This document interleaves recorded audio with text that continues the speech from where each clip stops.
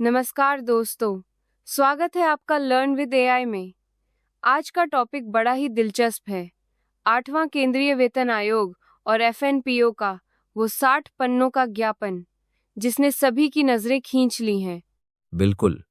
मुझे लगता है लोग इसे बस वेतन बढ़ोतरी तक सीमित समझ रहे हैं, जबकि इस ज्ञापन में भविष्य की वेतन नीति की पूरी सोच शामिल है। इसमें सिर्फ मांग नहीं बल्कि कर्मचारियों की गरिमा और सम्मान का मुद्दा भी है। यही बात तो खास है। और 7 जनवरी 2026 को नेशनल काउंसिल जेसीएम को सौंपा गया। ये ड्राफ्ट असल में कर्मचारियों की उम्मीदों का आईना है। उसमें कई बड़े सुझाव रखे गए हैं, खासकर न्यूनतम वेतन को लेकर। अब न्यूनतम वेतन की बात चली है, तो चलो उसी से शुरुआत करते हैं, क्योंकि ये सबसे चर्चित मुद्दा भी है। देखो, एफएनपीओ ने सीधा सीधा मांग रखी है कि न्यूनतम वेतन 618 शून्य से बढ़ाकर 54 किया जाए। ये सुनकर पहली बार में तो बहुत बड़ा लगता है, लेकिन इसके पीछे उनका तर्क असल में संतुलन का है। मुझे ये बात समझ में आती है, क्योंकि एफएनपीओ सिर्फ वेतन की गणना नहीं कर रहा, वो वेतन संरचना में असमानता कम करने की बात कर रहा है। सबसे ऊपर और सबसे नीचे के वेतन में 14 का अंतर है, जो वाकई ज्यादा है।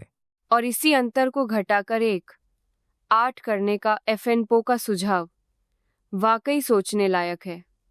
इससे निचले स्तर के कर्मचारियों की लाइफस्टाइल सुधर सकती है। सही कह रहे हो। ये सिर्फ पैसे का सवाल नहीं, एक तरह से सम्मान और जीवन स्तर का भी है। मगर इस संतुलन को लागू कैसे किया जाए? एफएनपीओ ने डिफरेंशियल रैशनलाइजेशन फैक्टर का जो आइडिया दिया, वो तो बड़ा नया लगता है। हाँ, डिफरेंशियल रैशनलाइजेशन फैक्टर थोड़ा टेक्निकल है, लेकिन इसका मतलब साधारण है। हर कर्मचारी के लिए एक ही फिटमेंट फैक्टर न हो। लेवल 1 से 5 के लिए 3 और उच्च स्तरों के लिए 3.15 या 3.25 तक। यानी जितना नीचे का कर्मचारी, उतना ज्यादा बेसिक वेतन में बढ़ोतरी। ये वाकई फेयर लगता है। कई बार लेवल 1-5 वाले कर्मचारी खुद को उपेक्षित महसूस करते हैं। ऐसे में ये कदम उनका मनोबल भी बढ़ा सकता है। और इसका असर सिर्फ बेसिक पे पर नहीं पड़ेगा, बल्कि पूरी पे मैट्रिक्स बदल जाएगी।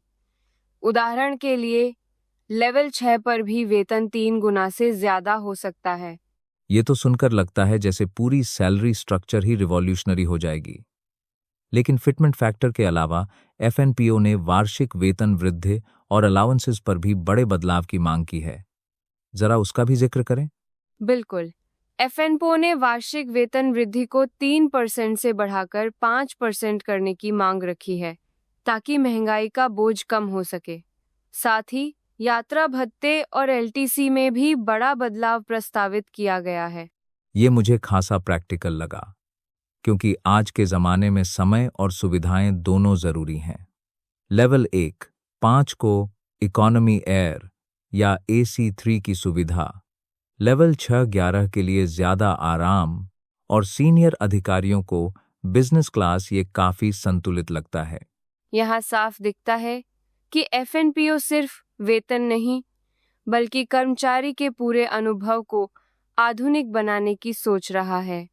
वैसे, इस ज्ञापन का सबसे संवेदनशील हिस्सा ग्रामीण डाक सेवक्स को लेकर था। ग्रामीण डाक सेवक्स या GDS का मुद्दा हमेशा चर्चा में रहता है। एफएनपीओ ने साफ कहा है कि अब उन्हें एक्स्ट्रा डिपार्टमेंटल नहीं, सिविल सर्वेंट का दर्जा मिलना चाहिए। ये मांग तो कम्युनिटी के लिए बड़ी राहत हो सकती है। एफएनपीओ ने जीडीएस के लिए ये नॉन नेगोशिएबल डिमांड रखी है कि उन्हें 8वें वेतन आयोग के दायरे में लाया जाए। साथ ही पेंशन को लेकर भी संगठन का रुख काफी स्पष्ट है। एनपीएस खत्म, ओपीएस लागू। एनपीएस को लेकर काफी कर्मचारियों में असंतोष रहा है, इसलिए एफएनपीओ की ये मांग वाजिब लगती है। और वो कहते हैं कि पेंशन केवल अनुग्रह नहीं, बल्कि डेफर्ड वेजेस है, यानी कर्मचारी की असली कमाई का हिस्सा। साथ ही कोविड काल के 18 महीनों का बकाया, महंगाई भत्ता और 50% को बेसिक में मर्ज करने की बात भी है।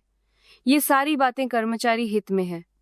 लेकिन क्या ये सब 1 जनवरी 2026 से लागू हो पाएंगी? इसी सवाल पर सबसे ज्यादा चर्चा है। एफएनपो तो चाहता है कि सिफारिशें उसी दिन से लागू हों और आगे हर 5 साल में वेतन आयोग गठित हो, क्योंकि देश की अर्थव्यवस्था तेजी से बदल रही है। ये बात मेरे लिए सबसे इम्पोर्टेंट है कि एफएनपो का ज्ञापन सिर्फ वेतन बढ़ोतरी की फाइल नहीं, बल्कि सम्मान, समानता और सुरक्षित भविष्य की एक पूरी रूपरेखा है। कर्मचारियों के लिए ये भरोसा बढ़ाता है कि संगठन उनके लिए आवाज उठा रहा है। अब देखना है कि सरकार और वेतन आयोग इस पर कितनी गंभीरता से विचार करते हैं।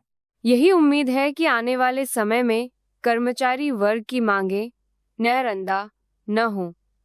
दोस्तों, आज के लिए बस इतना ही। आपकी क्या राय है? हमें जरूर लिखें। हमारी अगली कड़ी में ऐसे ही किसी ज्वलंत मुद्दे के साथ फिर मिलेंगे। सुनते रहिए सेंट्रल और जुड़े रहिए लर्न विद एआई के साथ। धन्यवाद और जय हिंद।